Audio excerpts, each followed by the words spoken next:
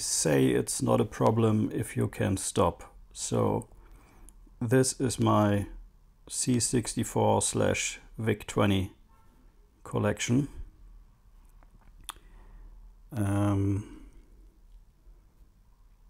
Yeah, it was a bit hard to get it out on the bench. There's some stuff in the background that you can't see right now. But in this episode, we are going to take a look at all of it. So sit back, relax, enjoy the show.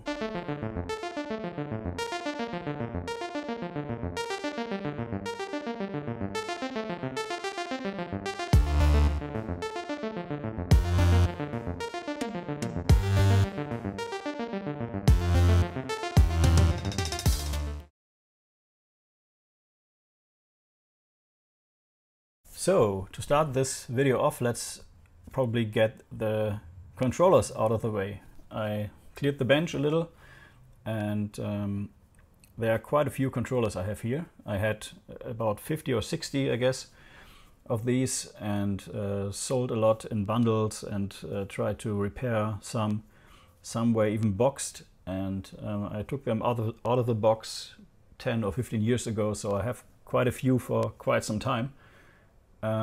And I always get these QuickShot 2 joysticks. Let me get this out of the box.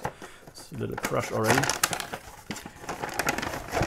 So in Germany back in the day, these were the classic controllers. You had autofire, you had the metal tongue mechanism inside, and you had the simple metal dome keys in here. Not real key switches, just little metal domes, bent metal plates that click on the board. 4 rubber feet.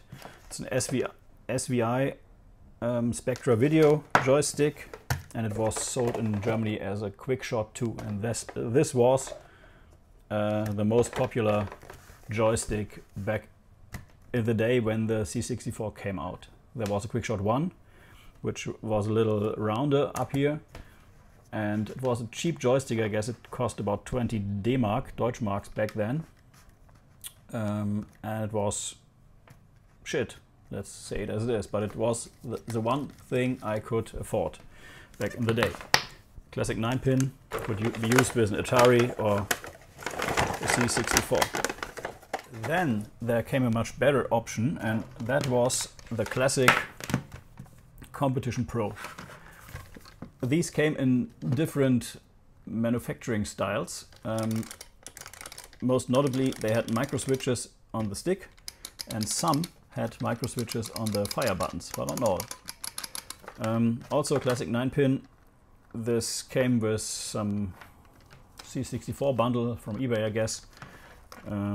Yeah, we had these. These were, I guess, 40 or 50 Deutschmarks back in the day. And at some point I got one. Was much happier with this than the QuickShot 2. These came actually, later they came in different colors. Here's a blue one with some additional buttons. I guess the Amiga made use of these. Had even clickier buttons here, micro switches here, and even had an auto fire, I guess. This is what it is. This one didn't have one, this one did. Yeah, different colors, and they even went on and shrunk these. Also, is this micro switches? I don't know. It's definitely no micro switch here. So these seem to be cheaper. These also, much less travel. Auto fire and non-auto fire. Competition Pros. I got these boxed, I guess 10 of them, I guess around 2000, the year 2000, and gave some away, kept some, but didn't keep the boxes, unfortunately. They have quite some value nowadays. Then, and that is probably the best joystick you could buy for money in Germany. It's the Elite Multifunction. That came in different sizes with knobs and buttons to control the speed of the autofire and stuff like this. This is a, let's say, small version. It does have micro-switched keys, does have a real arcade, I guess, joystick. Only problem, it has very sharp edges. It's not very good manufactured, so you can switch on and off, have buttons, and you have your joystick. But if you remember my video about the Retrofighter stick, that had the same problem, that it had a sharp edge right here and it was not very comfortable to play. So I did these roundings and they didn't do this on these. So this was a very good joystick back in the day. It's still worth, I guess, 50 euros or 60, depending where on eBay you get it. I guess it was about 80 marks, Deutschmarks, back in the day. Then we have this guy. Don't know anything about it except that it's also a Spectra Video 131 QJ Superstar. And I did play a little with this. Problem is no palm rest, so you have to put your hands around it. Has a very, very nice stick. But it's also micro switched. You can see this inside here. There are the micro switches. You do have an Amstrad CPC mode, so you can switch between these. And you have auto fire. And the nice thing is you can actually see what's happening here. I guess this one has one of the fire buttons not working or not working correctly. So nice joystick, but same problem, no palm rest, and it's quite high if you compare it to this little Competition Pro right here. And it's not very comfortable to play with. But it has the best joystick, and compared to this one, which is a very small joystick, which is annoying, and you have sharp edges on both sides of this thing, this is much, much better. So nice stick, don't know anything about it, got it in some bundle, whatever. Then we have this abomination right here, and this was actually my go-to joystick for quite some time back in the day. It's a Quickshot, also an SVI. It's called Quickshot 9. Guess I don't have all the Quickshots, since there were 9 of them. You have an auto fire switch on the side.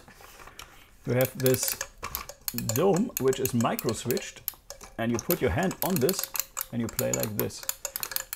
It takes a little bit time to get used to, and it's not very precise. It has 2 super large fire buttons, which are also clicky, and you have a switch for left hand and right hand mode. So this is quite nice. Should probably put this in right hand mode. I don't quite recall what this did, if anything. Maybe it switches the direction, I don't know. Also standard 9-pin joystick, nothing special here, just the mode of operation and that it looks a little bit female to me. Whatever. Next up we have this abomination of a stick, and this is really the shittiest competition pro lookalike I do have, and that came with the C64 Mini. I don't know what they used in here. There's no micro switch near this stick. I guess it's all metal tongue and red shit. Feels like shit, plays like shit. It even breaks on this little indentation right here. I've seen this many times. They fixed that in a later revision in the C64 Maxi. They put in a much better stick, and the VIC20 also. We will get to this later. So yeah, and it also has a USB port, so you can't use it on the standard C64. But since we are doing controllers, this is as far as we get. Then we have my own creation, which I'm still pretty proud of because it's really, really comfortable. It has a great joystick. And just noticed, interestingly, all the other sticks have the fire buttons on the other side. But for me as a right-hand person, this is the way I play. Okay, so this is my own creation. There's a video where I created this joystick from scratch. It's all 3D printed and standard components you can buy off of eBay or Amazon. Has a great joystick, really great soft joystick, great buttons, feels great, plays great, and has a second fire button on the C64 for jumping, which pretty much utilizes the up position of the stick and puts it on this button. So this is this. And finally, no, not quite. Before we get to the finally, we have these types of controllers, which are the original Commodore pedals. And these were used in games like Breakout or Pong. Have a single fire button and always come in pairs. They're even paired to one connector, 9-pin. But this time, instead of using the standard 9 or 5 pins a joystick uses, these actually do use the pins that joysticks don't, the pot X and pot Y inputs.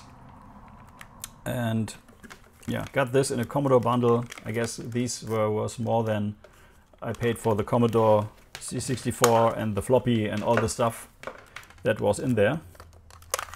So nice score there. And then we have this stick, and this might look like this one. This is the C64 one, and this is the DTV64, I guess it's called, or C64 DTV.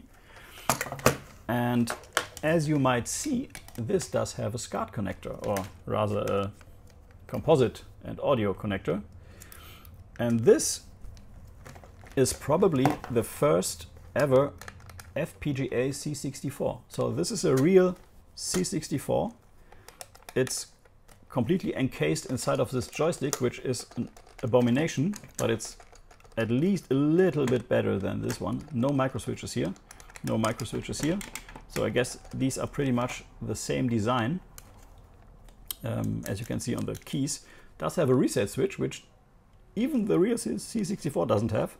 And it has an on-off switch, and as you can see, it actually has batteries inside here, and we will take a closer look at this in a minute.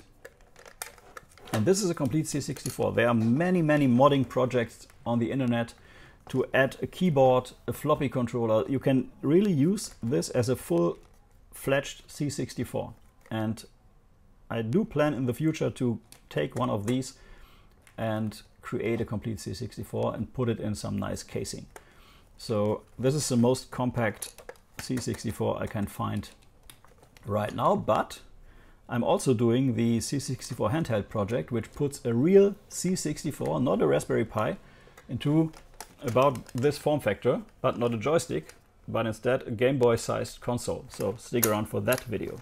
By the way, subscribe if you haven't already. There are many projects coming up. So these are all the controllers I have. And I guess we should take maybe a closer look at this C64 DTV. Okay, plugged the whole thing into the 1702 monitor, which I also got in a C64 bundle. And I guess I paid $50 for the whole bundle. C64 monitor, floppy drive. I guess it also came with the pedals. So this was a great score. I had to pick it up by myself locally, and yeah, let's fire it up. I guess actually Robin Harbrun of 8-Bit Show and Tell fame worked on this thing. I'm not quite sure, but Robin, if you're watching this, I know you watched a video of mine, let me know. So let's fire it up, see what happens. Works completely with batteries, no power supply. DC Studios, okay, so it's even super. The Lobster Toy Company. So this comes with games. Mammoth Toys. Wow, it's like a movie. Ironstone Partners. What's next? Touchstone Pictures? No. Oh, okay. Some copyright notice. And of course you can't skip this, I guess. And here we go. Okay, it does this by itself. Okay, so it does automatically load the menu. Nice touch there. And then you can just select the games. And this is a little bit like the C64 Mini. It's just even minier, except for when you look inside this and you look inside the C64 Mini, you will see that the motherboards or the boards are pretty much the same size. But this is FPGA and the C64 Mini is emulation. So this is a real 64 inside here, at least chip-wise, rebuilt into FPGA, like the Mister and stuff like that. And I'm relatively sure this is the first C64 that did this, and it was quite an accomplishment. And these things go for, I guess, between 50 and 100 euros, sometimes more, depending how much are listed right now. So let's do Uridium. There it is. Can't hear anything.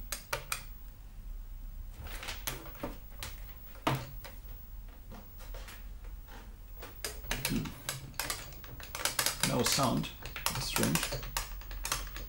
Could be that one of the cables ripped because it has been. No, I don't know why. No. So these 4 buttons don't do anything here.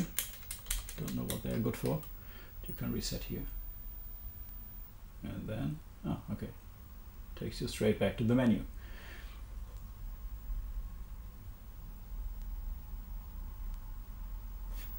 Don't quite get why we don't have any audio. So maybe this thing is faulty. Haven't used it for years. I bought this when it was new. In, I guess, the UK when I was on vacation. And I saw this and I thought, nice. But no sound here, which is quite strange.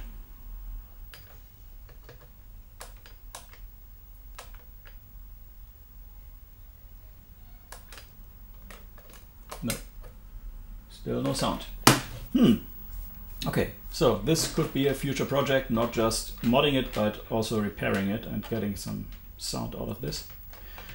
But it's still nice, and it's, as I said, a complete C64.